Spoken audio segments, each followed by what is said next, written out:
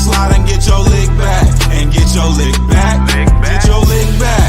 If a nigga owe you something, ain't no chit chat. Better stay up out the way, don't get your dishes splat. Stop letting this shit slide and get your lick back. And get your lick back. I feel like I'm JX. J-Way. I'm a perfectionist. Adderall got me restless. I'm gone. Run with a wild crew, they get reckless. Young boy, come up off that neck. Into the trends. See you, Lee, be the band. Good afternoon, and welcome to another episode of Corner to Copa. Our last show was February 1st, and I feel like we were kind of like, been a slow start to the free agency. Not a lot going on. We got a couple relievers, but they have since then, we've seen some fireworks over the last 2 weeks, maybe. So we definitely have a lot to talk about. We've had a couple shows, but the last show was a spring training preview. But Coach, how are you feeling? I feel like you were kind of like you were frustrated with the amount of activity and things were slow. Has things changed for you? How are you feeling at this current juncture?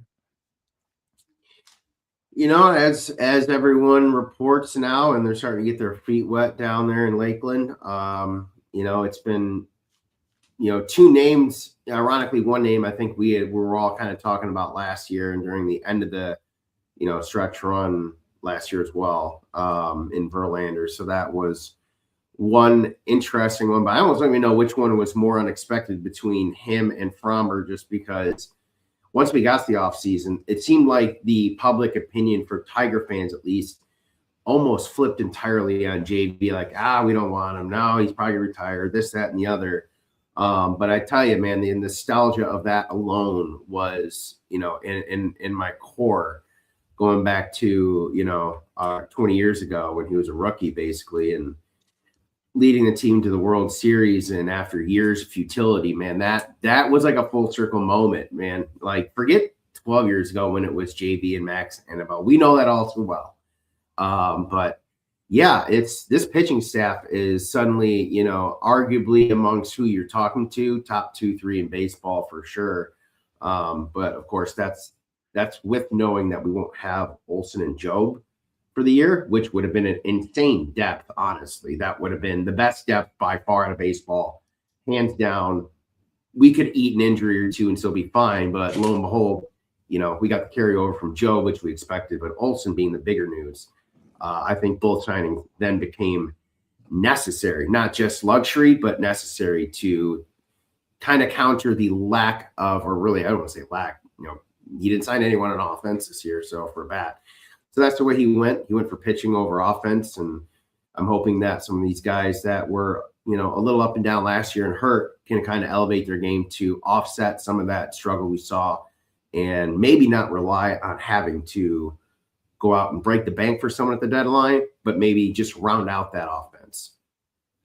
Yeah. So let's rewind a little bit. So like I said, the last show we did was February 1st. And the only hot news we really had at the time was figuring out whether or not Skubal was going to get his $32 million. The first reports were that whether or not he got it would depend upon whether or not we went out and spent any more money on any mid-level guys. The Giolito, who I think is still out there, Zach Gallen, guys, and Bassett as well. So guys of that nature. So on the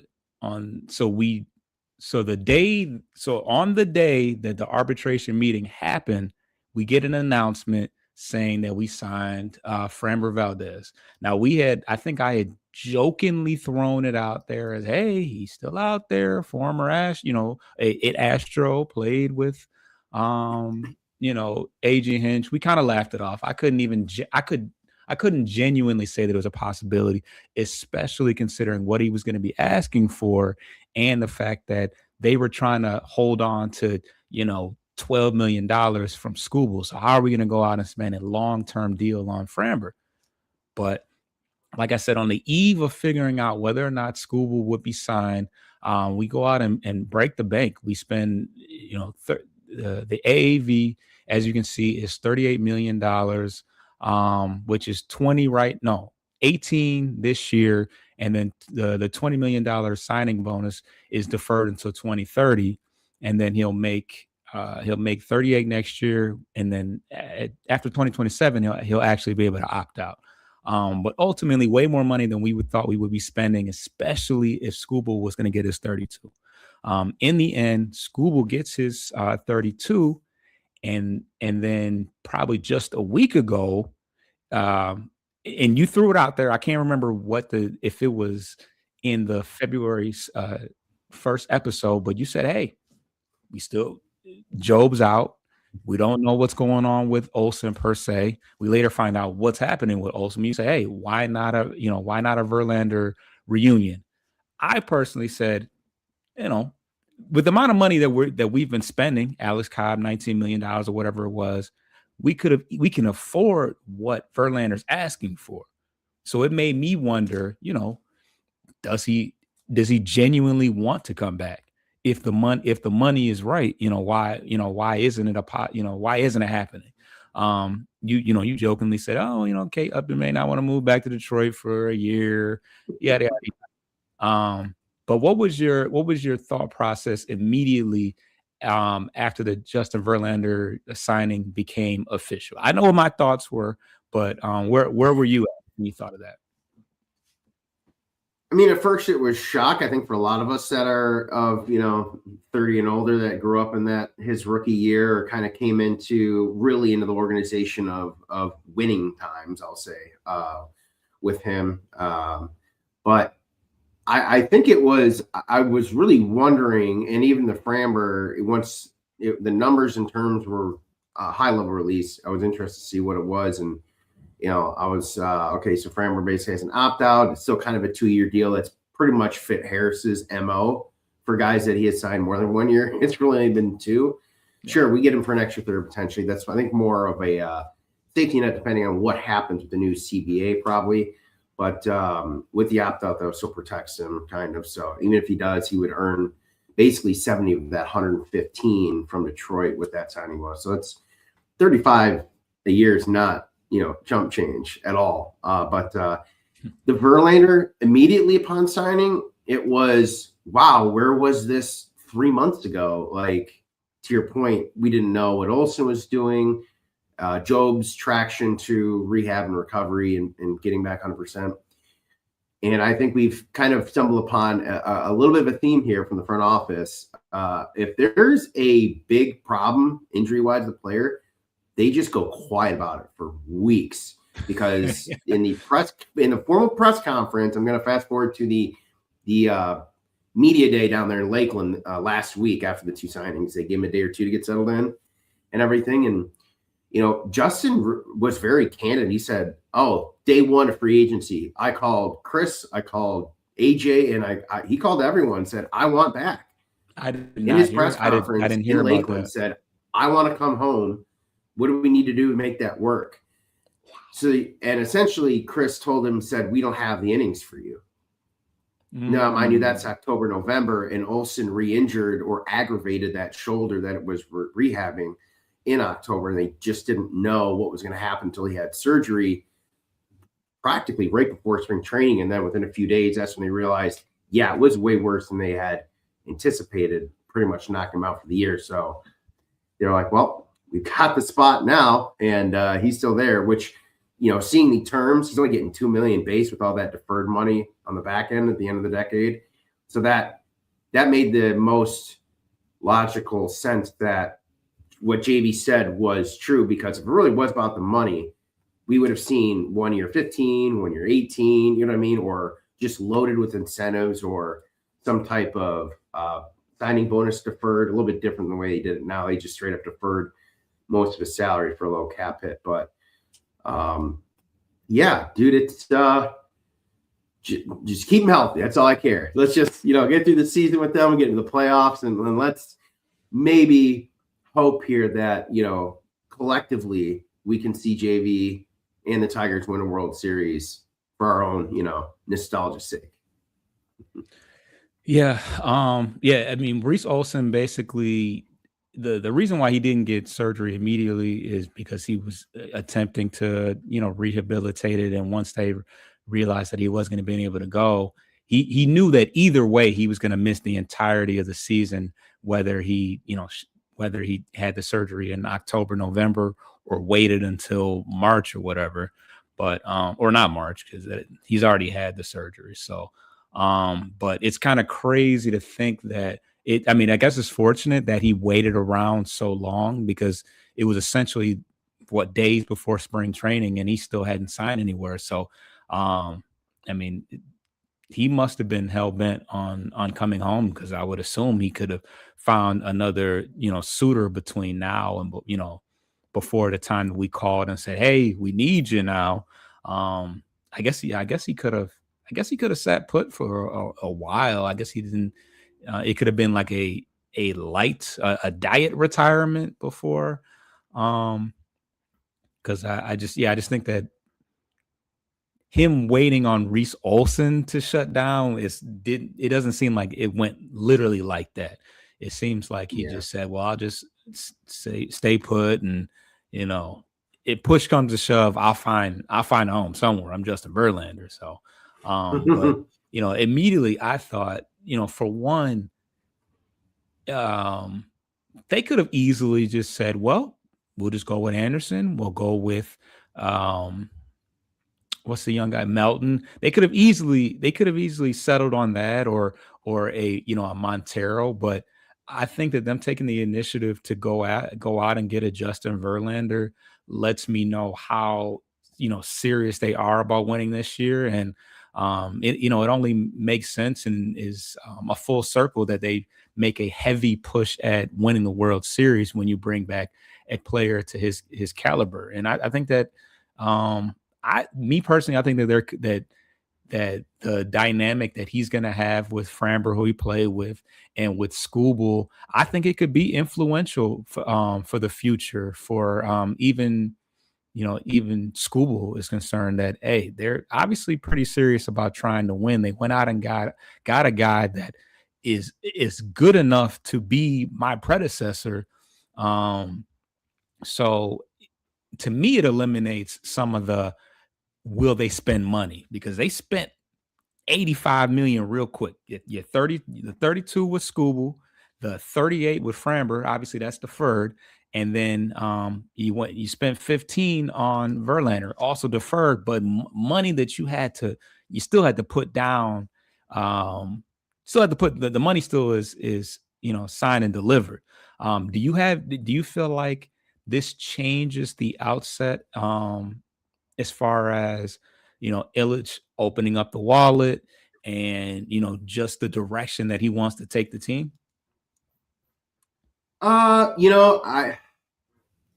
From the traditional sense of what we've been used to seeing over most of our born life, it's nowhere close, really. No.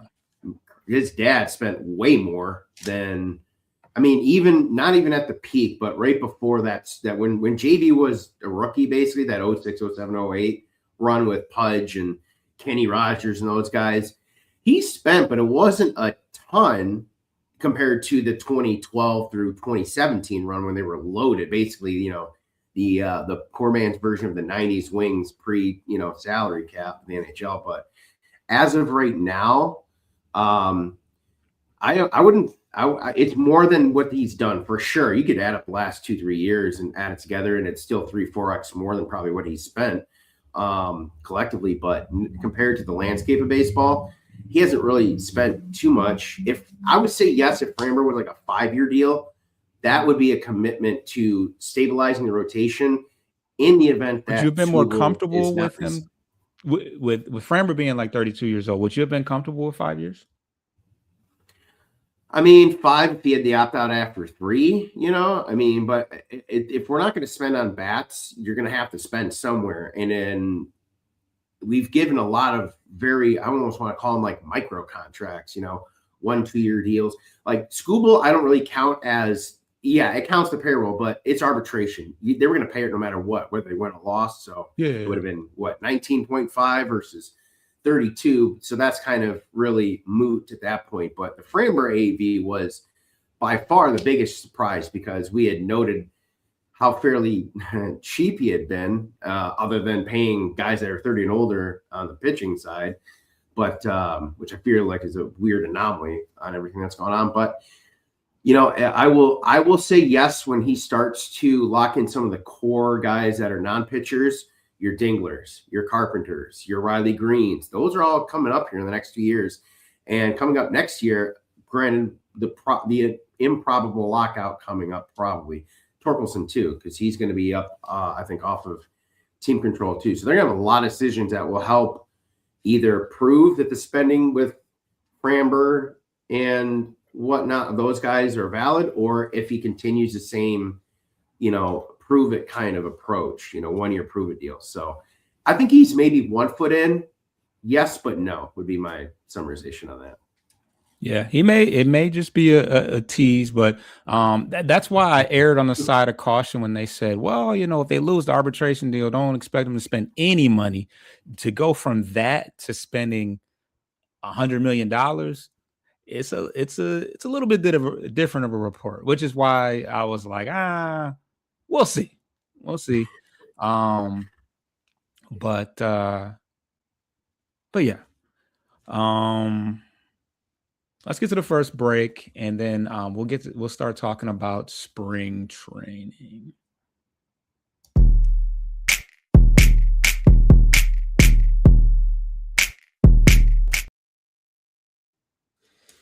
All right. So now that the spring training is officially started, we get to see some of these guys in the flesh, in the physical, and see where they're at. One of the hot topics that is being talked about is Thayron Liranzo, and coming off a pretty rough year where he was kind of flirting with the 200 average. It was pretty exciting to see that he came in at 35 pounds lighter, and just get a chance to. They had an opportunity to talk to him about how.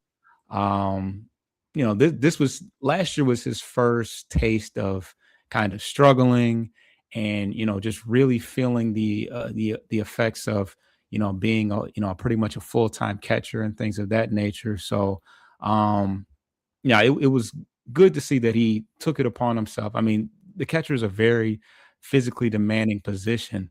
So to lose 35 pounds, I guess it's just kind of a testament to his work ethic and him wanting to improve, because he is only 22 years old, and he's added to the 40-man roster. So he's going to have to,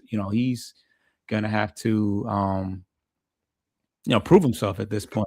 They pretty much ate up a spot, and it wasn't coming off the strongest of, results. But, what are your thoughts about the physical change that he's made?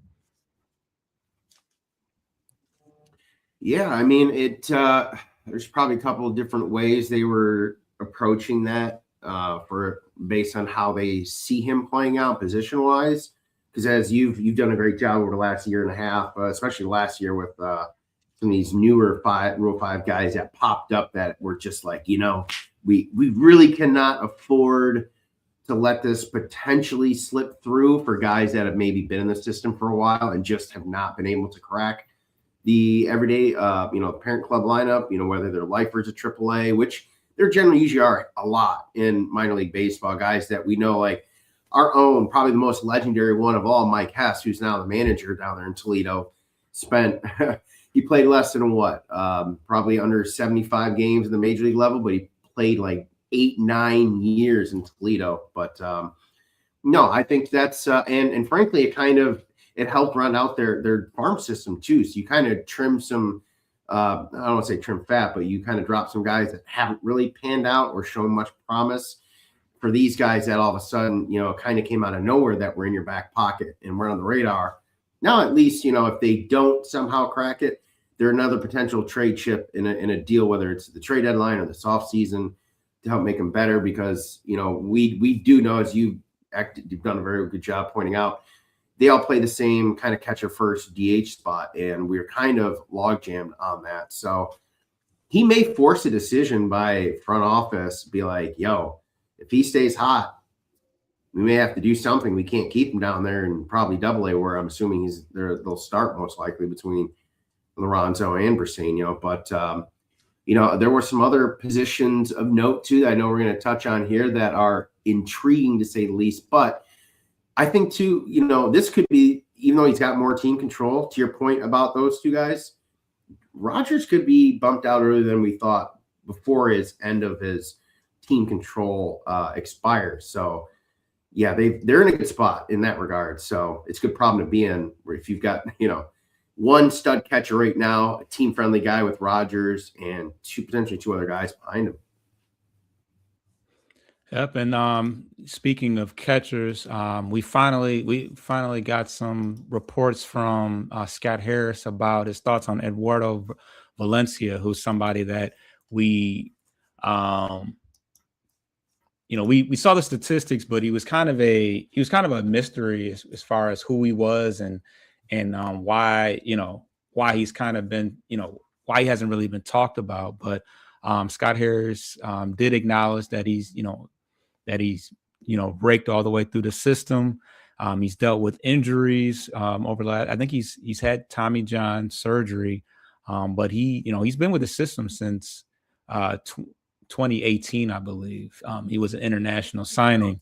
So he's had the opportunity to play with a lot of different players through the system. They said Kerry Carpenter and Melton, obviously, but he's a guy that the players, although his skills are still developing as they do, slowly with catchers, but he's a guy that pitchers definitely like to throw to, and he's seen a lot of our system.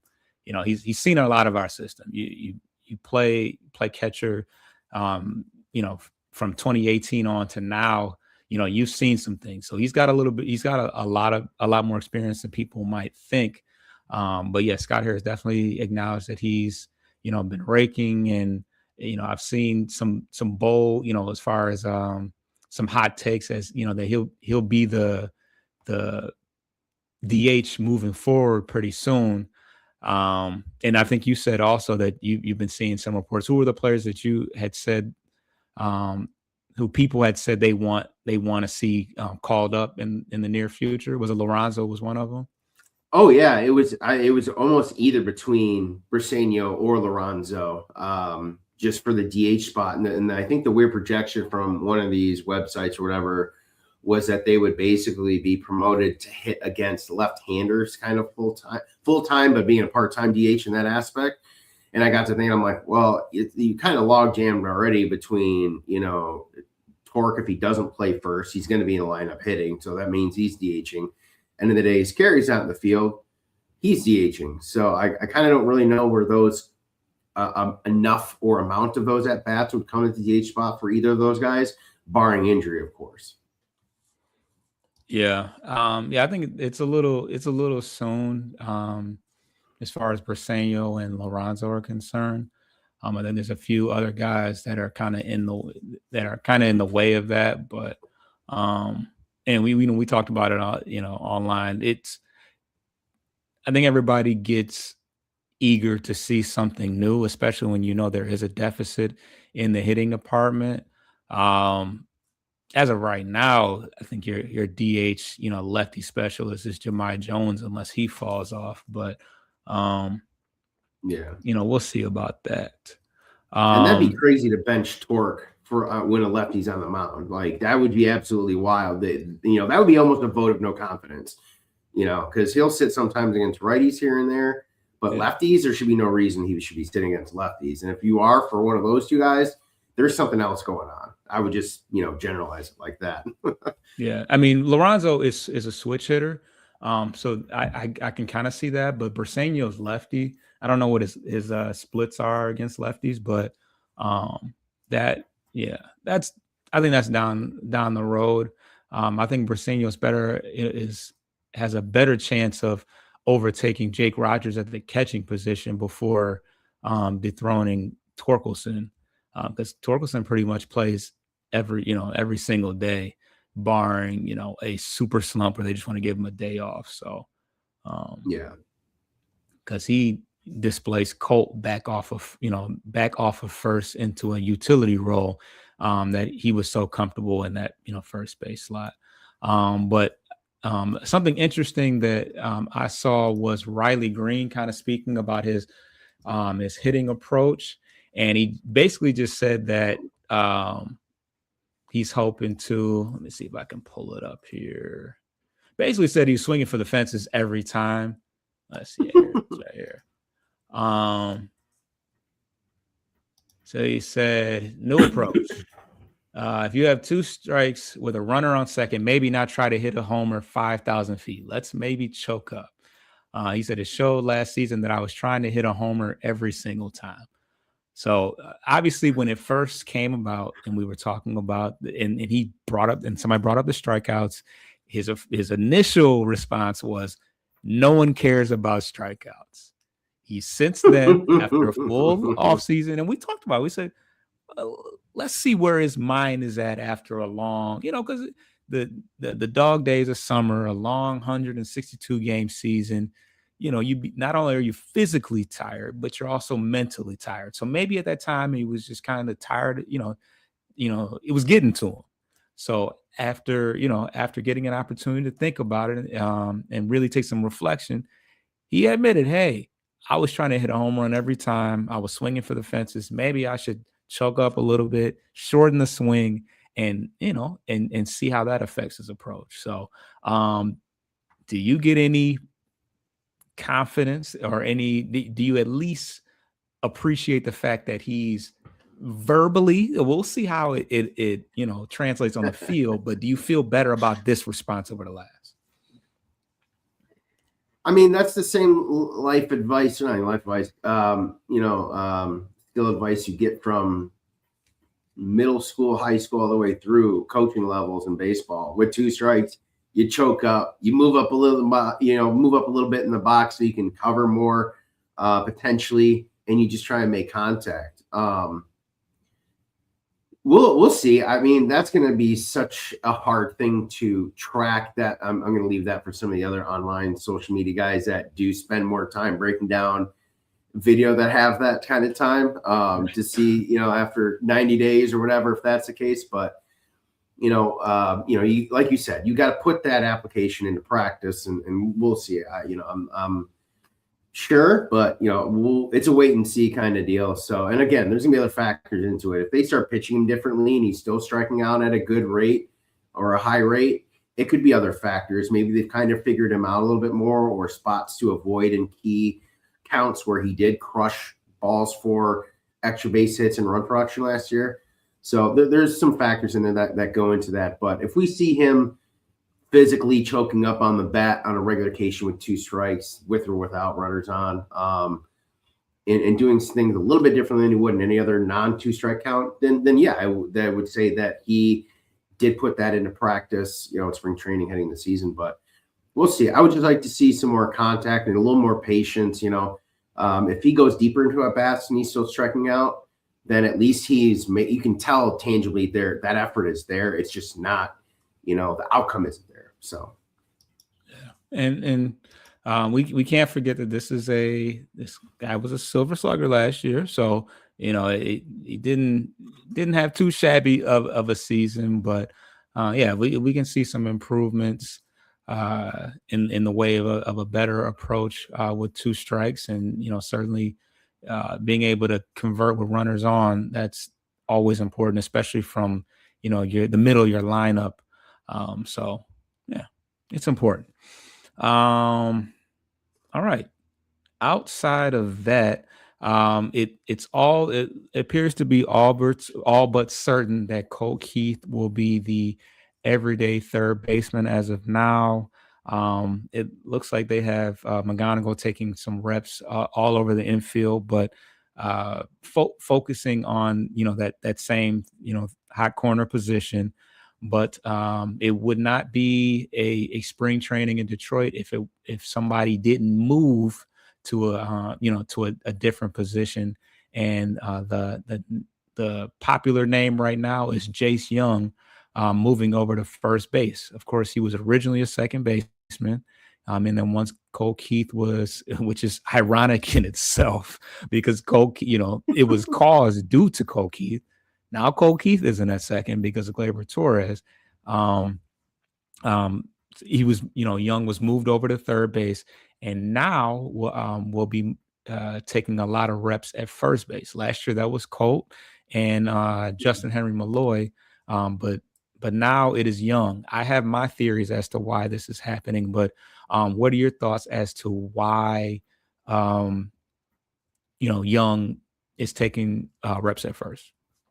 I'm gonna try and guess what you primarily think. Do you have like more than like one reason? Is it like a culmination, like a couple small things? It's a couple of different things. It's not one thing in my mind.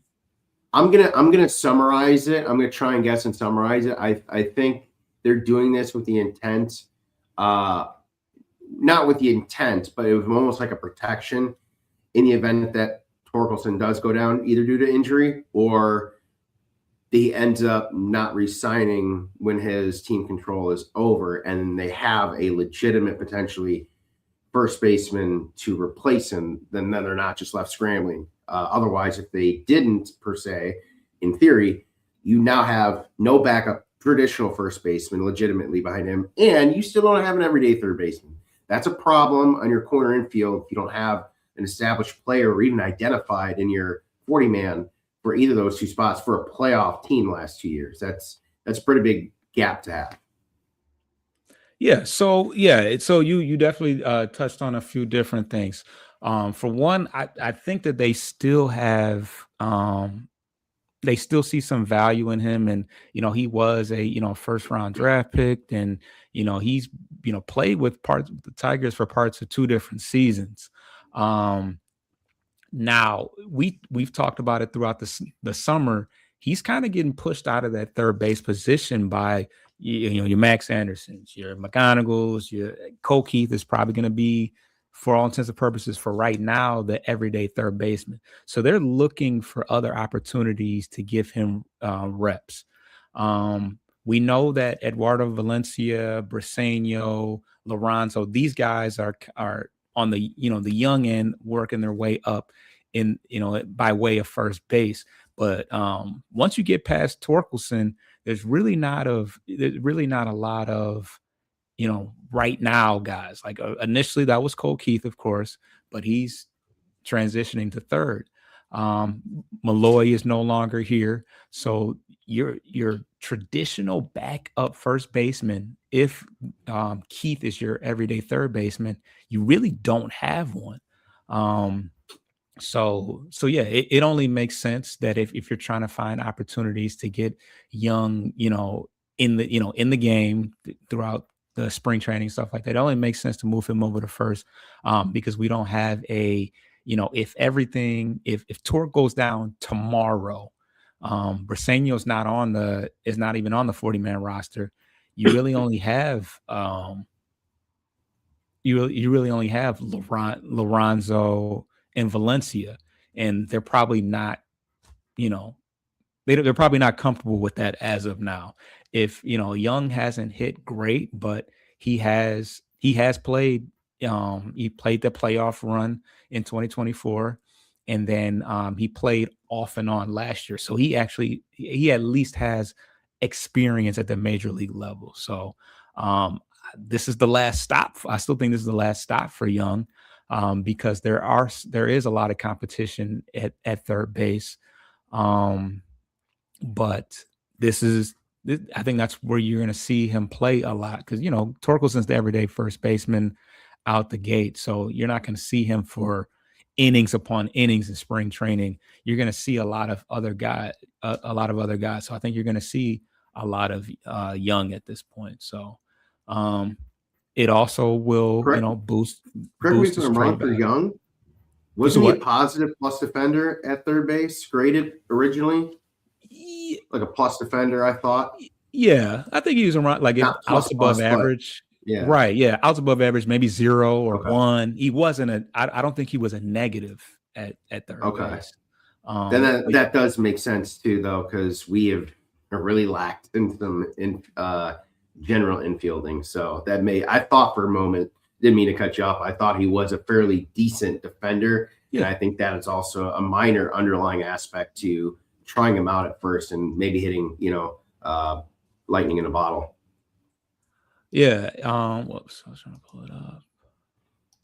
Because that was the whole preface of Sweeney still hanging on by a thread, is that he has a better than average glove, which is really his only, remaining calling card left at the moment. But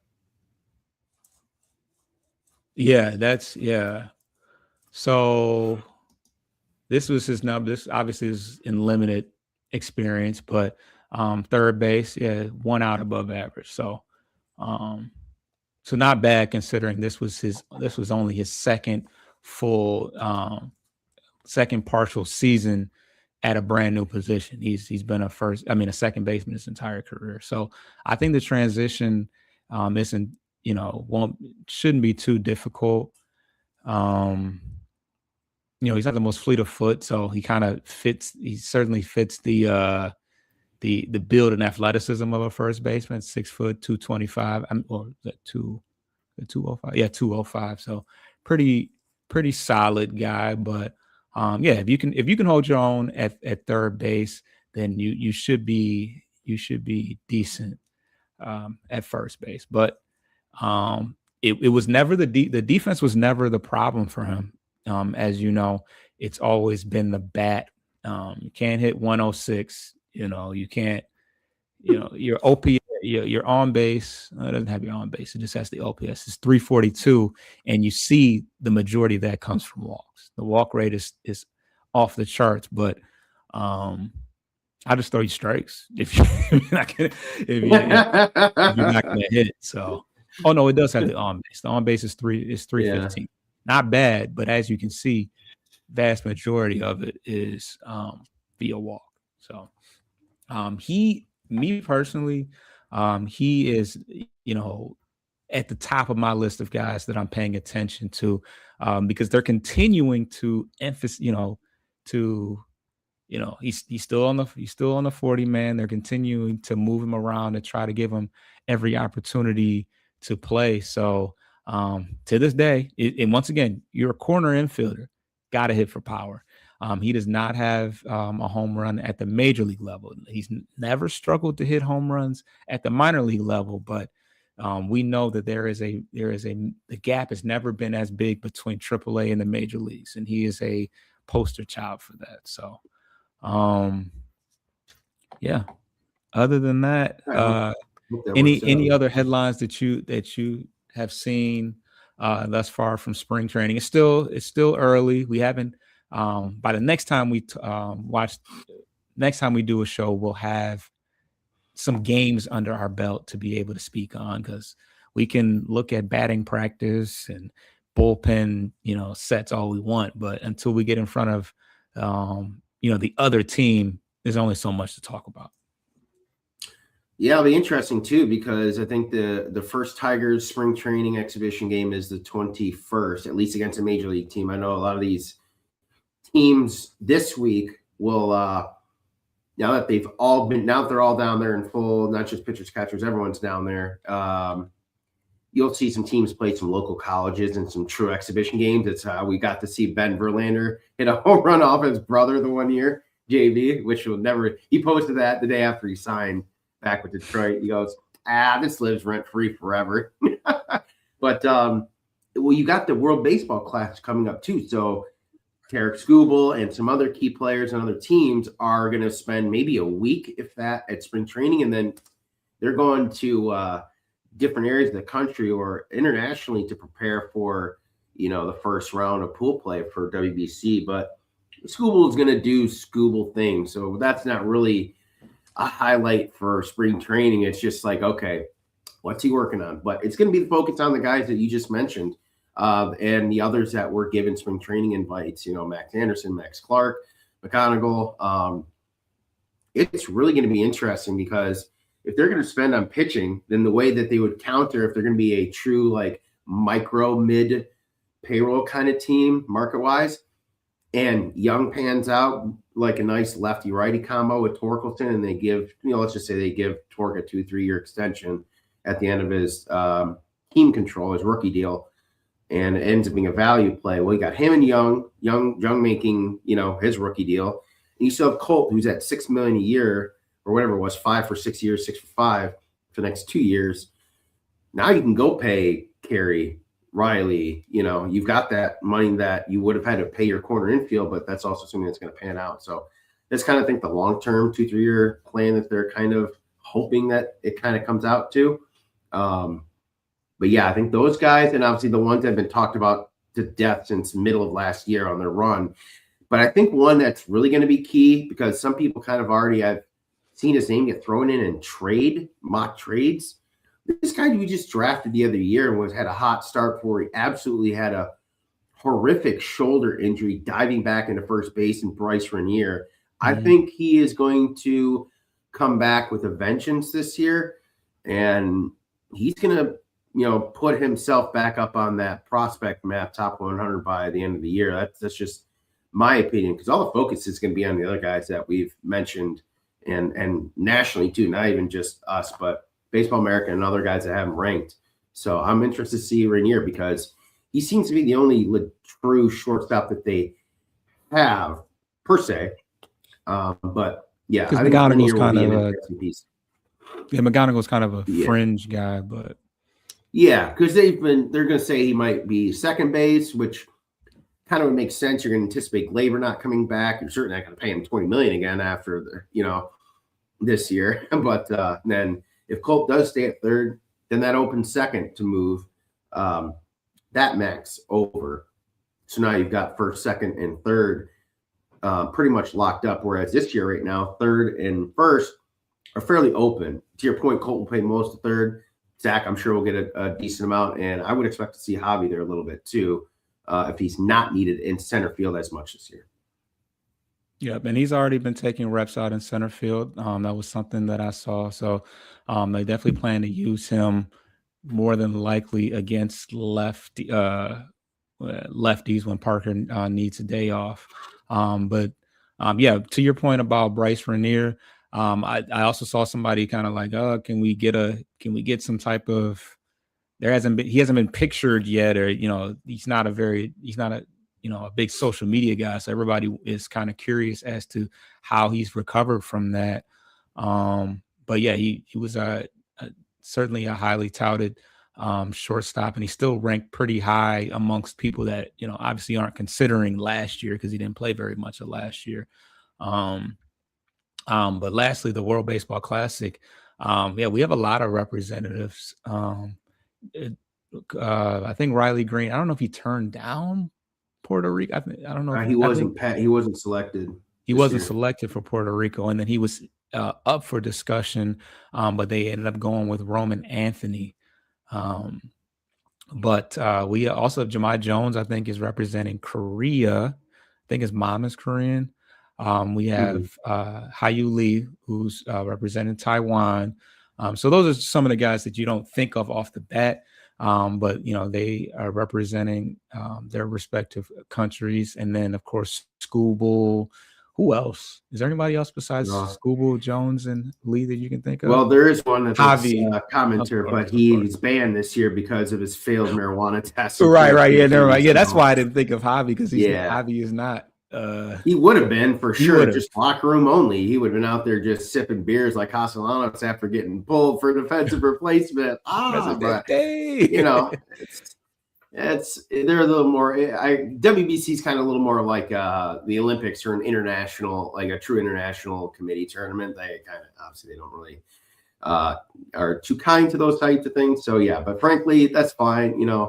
Javi's been in 3 baseball classics in the last 8-9 years. But yeah, it's always an honor to play for a country, or a country that has heritage tied to your family. So you just hope these guys, as we're seeing the Olympics right now, you just hope that these guys get in, get out in one piece. That for the parent clubs in Major League Baseball, that's all they care about. But we know for sure behind the scenes, there will be some limitations and caps on some of these truly elite players in their position for sure.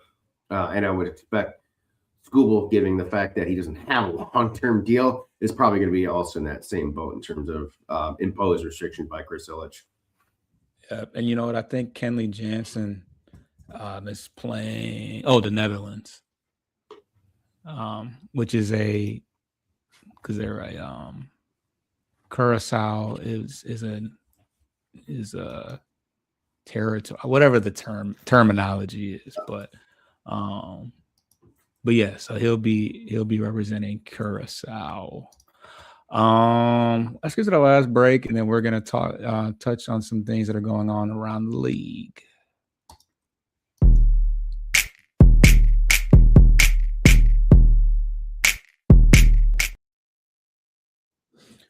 All right. So this year is the first year that they will be trying out the ABS system, which originally I think the first time they utilized it was during spring training, and then AAA, the AAA utilized it last year, that level. But what are your first and foremost, and I think we've probably talked about this at least once before, but how does that system work? How often do they get a chance to utilize it, and how do you see it changing over time? You know, at the end of the day, it's about getting calls right, and I know there's always outliers. Certain umpires have been absolutely horrific, and it's been well noted. But for the most part, a lot of we saw a damn near perfect game in the playoffs just last year.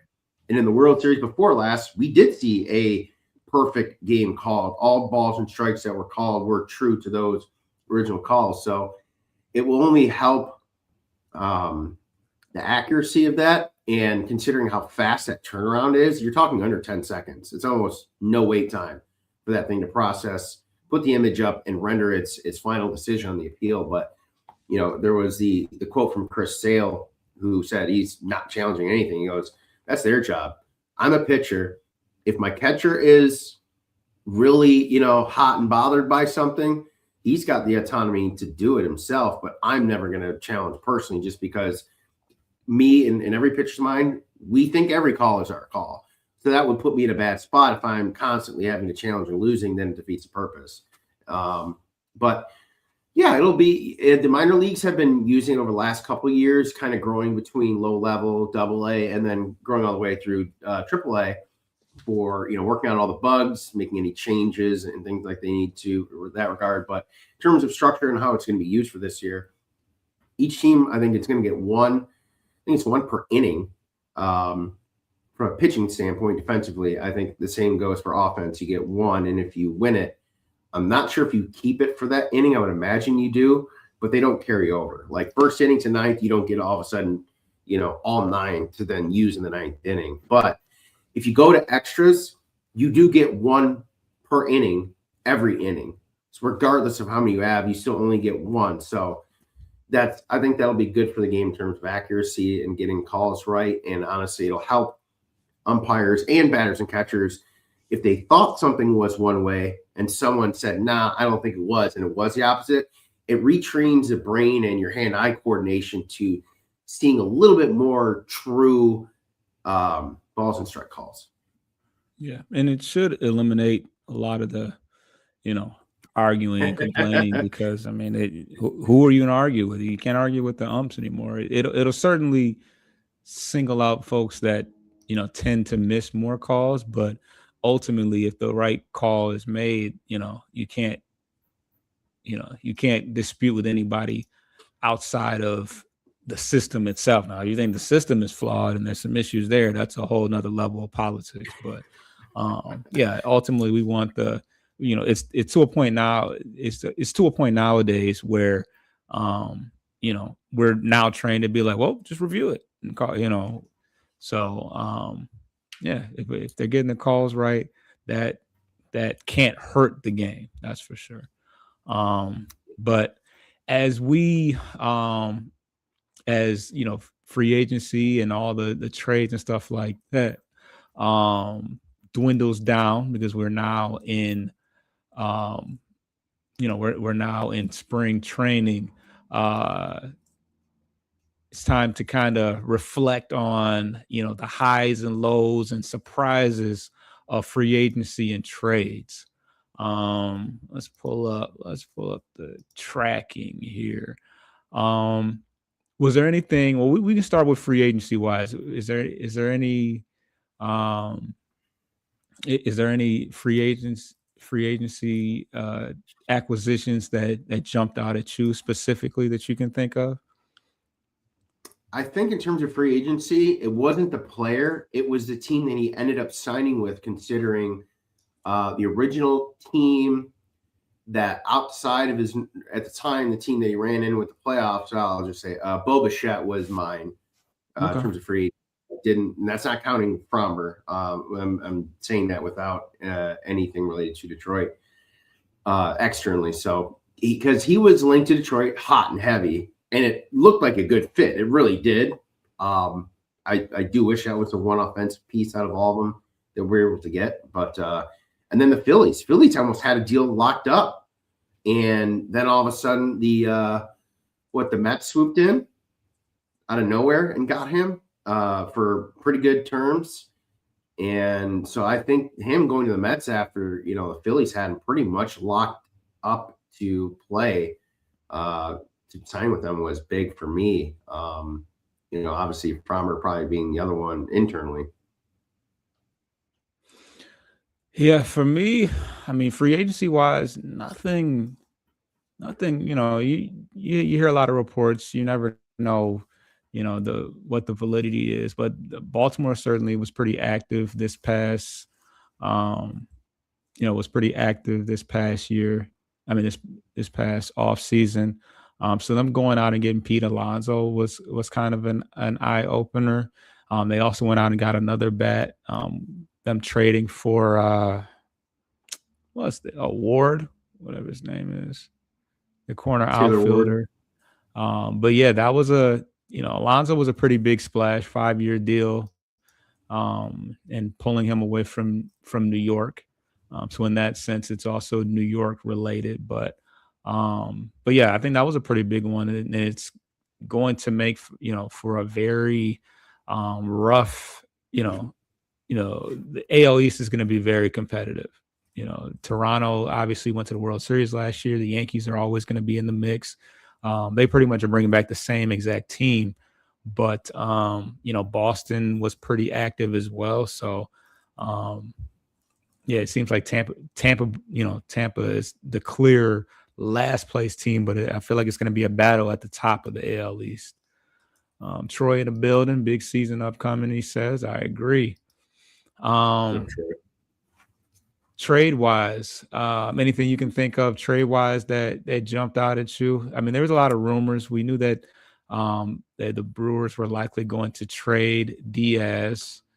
Is that the last name? Edwin Diaz? No, Edwin Diaz came. No, I think you're thinking Freddie Peralta. Peralta, yeah. That was late too. A lot of these trades were late that we're kind of talking about here the last couple of weeks, really. Yeah, it definitely went in phases. MLB trades. I think he went to was it the Mets or the Yankees? I definitely thought it was a New York team that he Peralta went to New York, right? The Mets. Yeah, it was one of the two. I figured it was probably the Yankees, considering Garrett Cole isn't going to be back for a little bit yet from his TJ or whatever major surgery injury he had last year. But but that's the same thing what we did with JB basically when it was known internally that Olsen was basically non-existent for the year. But so is Peralta your surprise trade guy? Well, I mean, we knew that the Brewers weren't going to pay him. So it wasn't, I won't say that that was all that surprising, but it certainly is an impactful. It certainly was an impactful one. Okay. I think I found, maybe the Luis Robert one, just because he's been rumored to be traded damn near since they went to the World Series. So for them to finally shut the door on that one was pretty interesting to me. You got Nolan Arenado. That was one that had been Uh, floated around for a while too. What are your thoughts? He also had to open up that no trade movement. I mean, nothing was going to happen until he gave the okay. So I mean, he had full control of that. I think for me, the biggest one was just the other week. The third baseman, corner infielder for St. Louis, going out west. Donovan. To was it San Francisco or no Seattle? Mm-hmm. Seattle. I thought that was huge, considering who Seattle was not going to bring back that they had acquired either before the start of the season or at the trade deadline last year.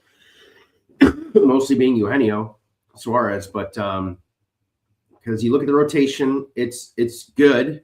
It's borderline great. They're younger, and that offense, obviously, as we saw in the ALCS, they can hit. And of course, they had some guys like Polanco that are no longer there.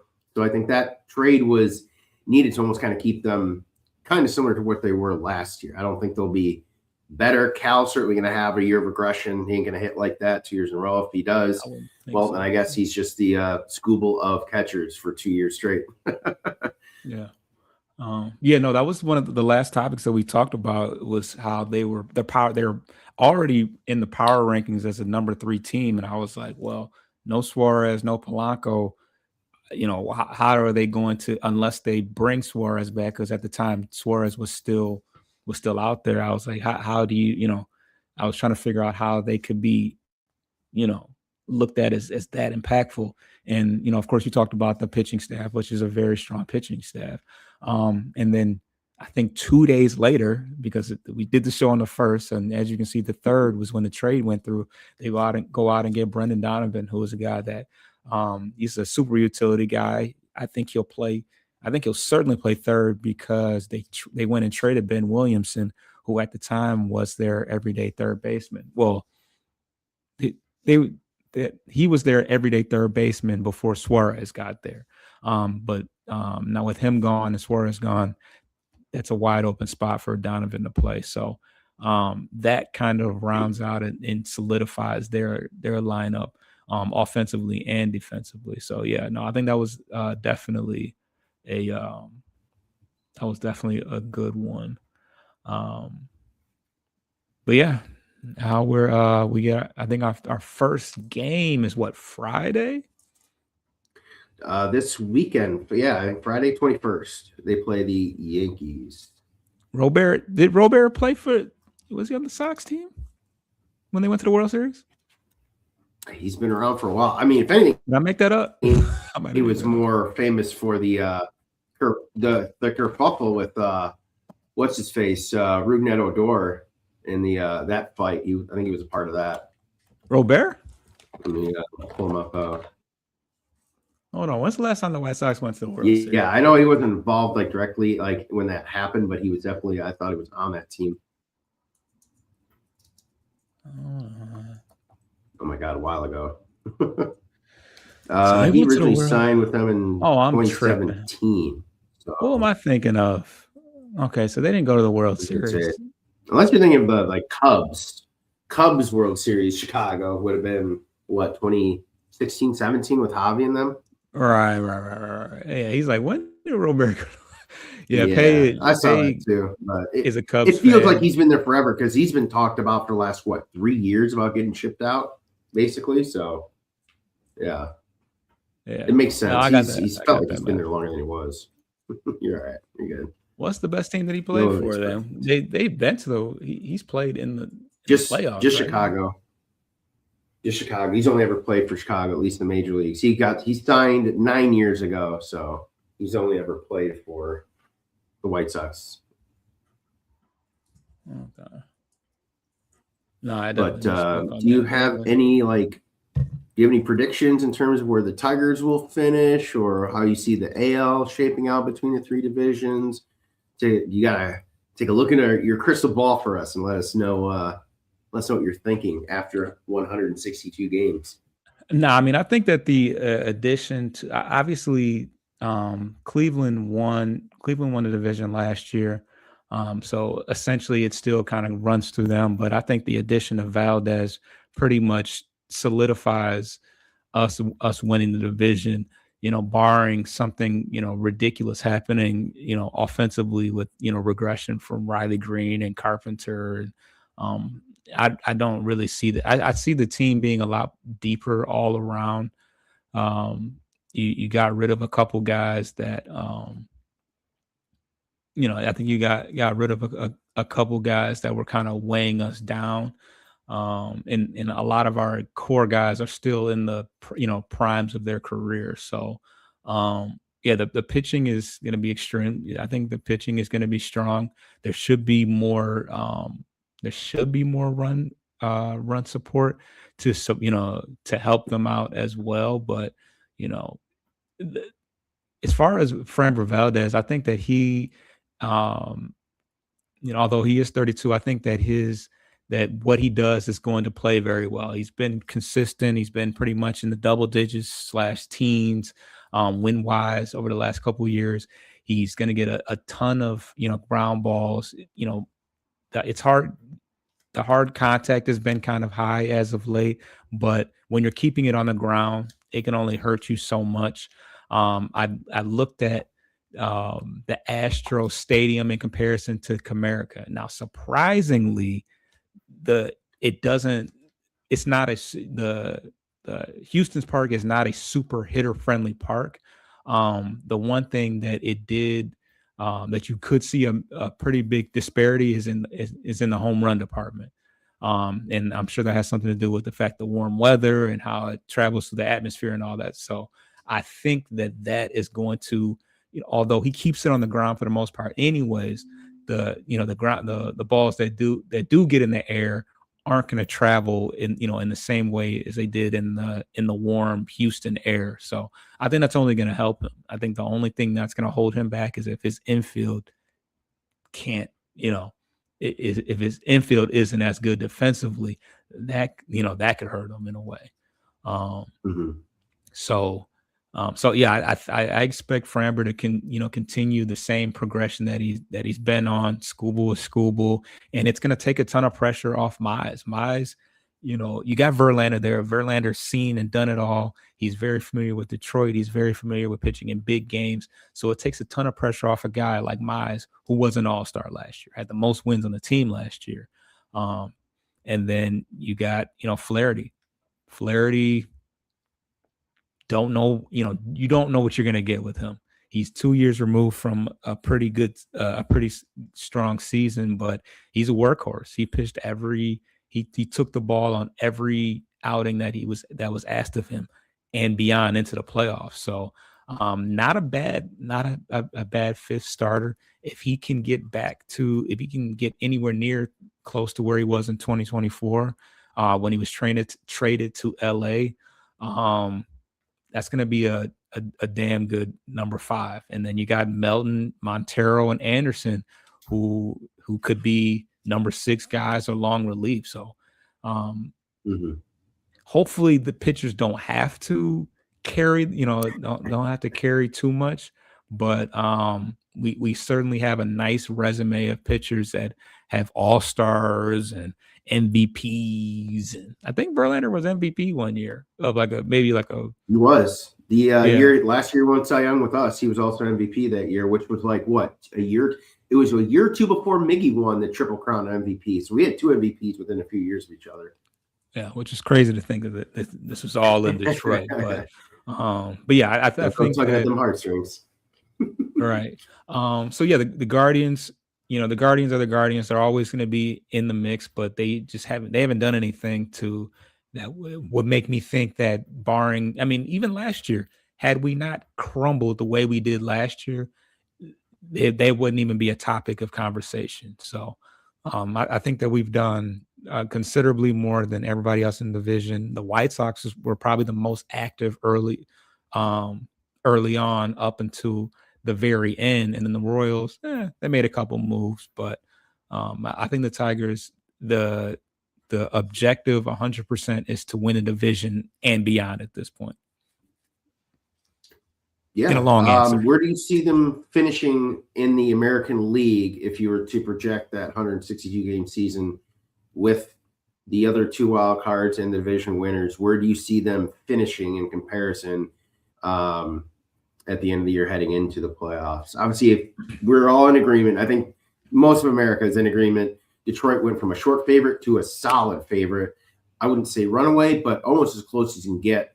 If they had signed a bat, I think they would have been a runaway by far. But I think to your point, too, you mentioned Cleveland did addition by subtraction. They didn't really sign anyone, and they traded the other Naylor brother the other year to Seattle. But I think it's a combination of trying to be somewhat competitive without going through a total rebuild. Also considering what they just gave J-Ram, that extension. That's pretty much a lifelong extension to end his career as a Guardian. But, Kansas City's going to be a thorn. I miss me with Bobby Witt and Pascano, and we all know the ageless Salvador Perez had a pretty decent year for, a catcher with that kind of traction already expired in Major League Baseball. But, where do you see the Tigers finishing overall in the American League? So I think right now we're pretty much neck and neck with the Mariners.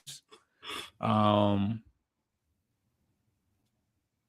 pretty strong. They still have a strong rotation, and they made another addition to their lineup to cover for Suarez and Polanco. I think right now the Toronto is still the best team in the American League.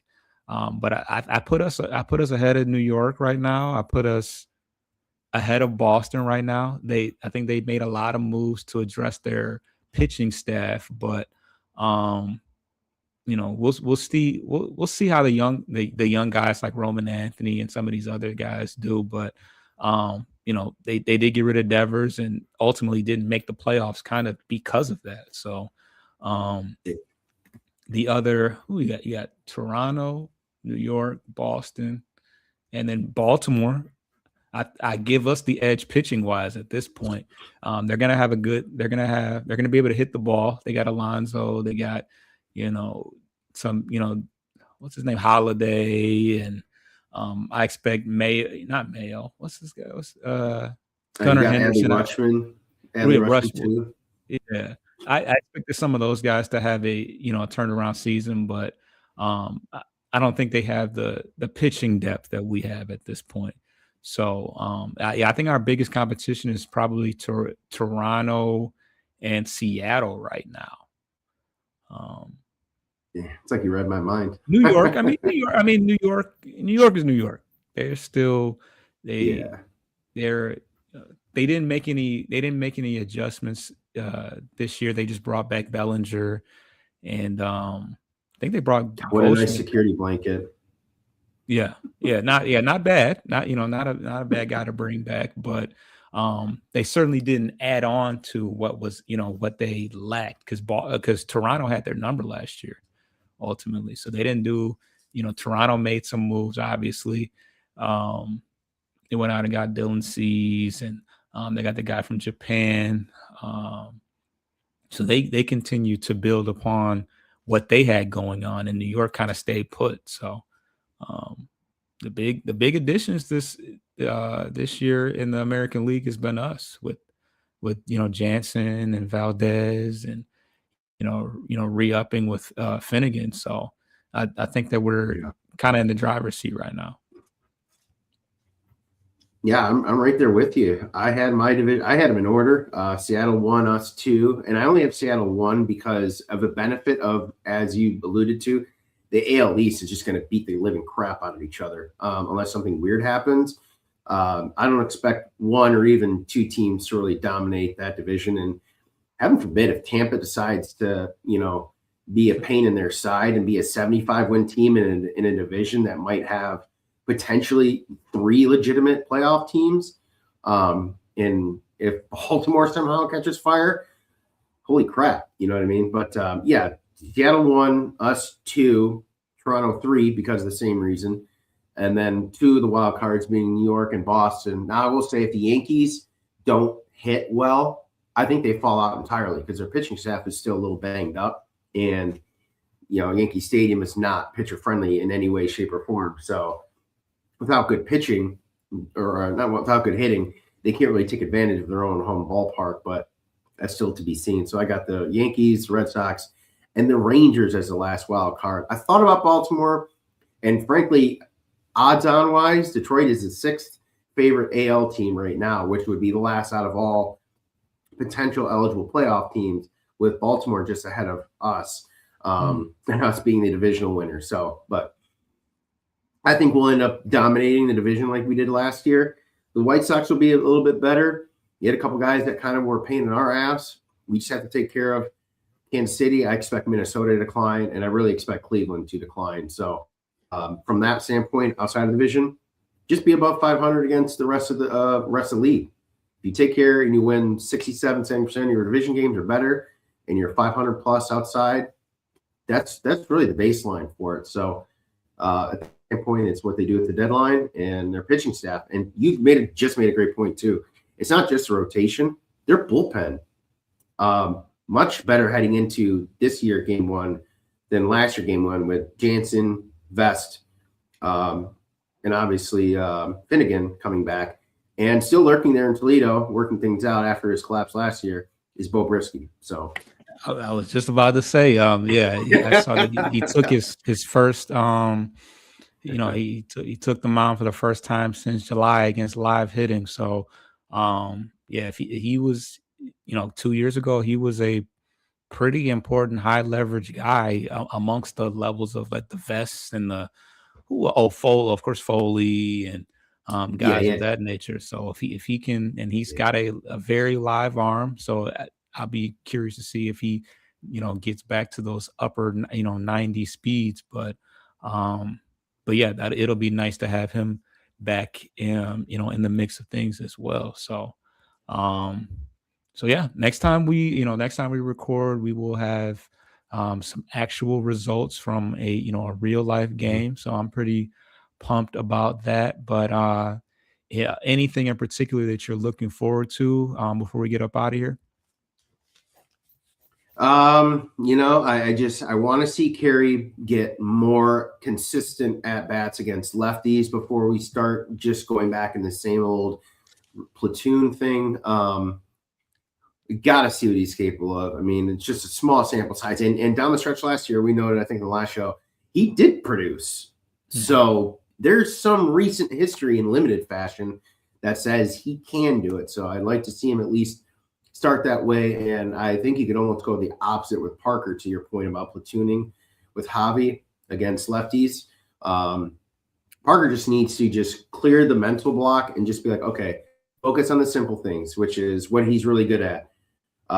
Patience in the box, seeing pitches, and when he gets on base, wreaking havoc on the base path. That guy is long leg speed demon.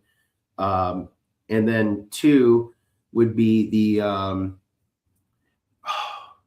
progression of Colt. If he can get off to a good start and not a slow start, which has been his pattern last few years, I think that'll help buoy some of the offense and kind of calm that third base down if that's where he ends up mostly early on. But then you kind of wonder what happens with Zach and Matt Vierling going forward. And all of a sudden they're kind of left without regular spots. And frankly, I think to your first base point, Vierling is a true triple emergency backup guy. If something injury bug goes around, which he did spend a little bit at the end of the 04 season playing down the last week or two. And actually, I think he played first during Job's debut in that White Sox game. They've got good problems so far. Offensively, they just need to stay healthy. But some of the younger guys coming up will look good. But I think last thing, how would you construct your rotation with these 5 guys right now? Are you just going to stack all the talent to the top and go left, right? You become a little more predictable from a lineup standpoint from the opponent. Like, okay, these guys, Oppo, these guys the other way because it's that way. Personally, I'm alternating because that's what Hinch has done in his lineup. So I would go Skubal 1, obviously, Casey 2, Framber 3, and then whatever mix you want the rest of the way, righty.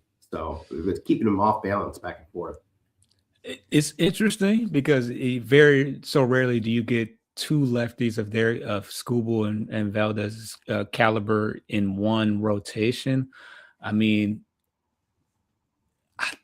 think you want your 2 best pitchers to get the ball as much as they can. Obviously, Valdez is going to see a little less if you push him to that third spot. So yeah, I mean, I think that if there's an advantage to be had splitting them up, by all means. But I mean, if Valdez out the gate is like, 5-0 with the 2.12 ERA, is like and on the flip side, Casey's struggling a little bit. It's like probably not a good idea to give Valdez the ball less in that instance. But it's an interesting predicament to have, and just only makes our team that much more dangerous. So because I think a lot of teams would have Framber Valdez as their ace. So for him to be a locked number 2 or less is an interesting situation to have. But I'm glad that we have that. We probably, if we had to put any type of money down, we probably wouldn't have put much on this being the case, but here we are. Facts. But that pretty much wraps it up. Subscribe to the channel.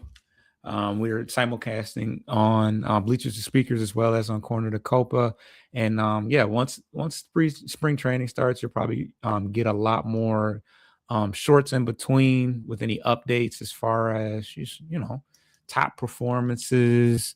I'm not even going to speak on anything negative happening, but any breaking news that we have, we'll be keeping you guys up to date on it via the shorts on Corner to Copa.